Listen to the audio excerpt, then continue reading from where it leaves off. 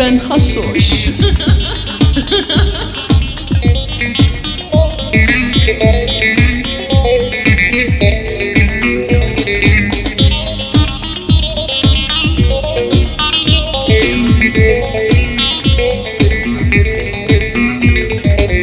Otobüse bindirdiler, İstanbul'da indirdiler. İstanbul'da iner inmez, İstanbul'da iner inmez. Alo bacım, alo kardeş, alo sesim geliyor mu?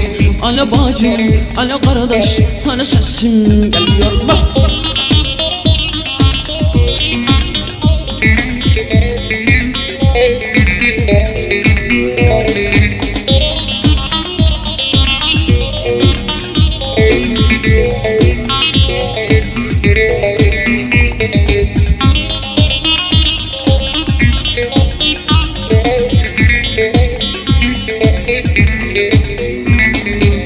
İyidir bu şehre gelmek, cıbıl cıbıl kara görmek. Her gün yorgan yırta yırta, her gün yorgan yırta yırta.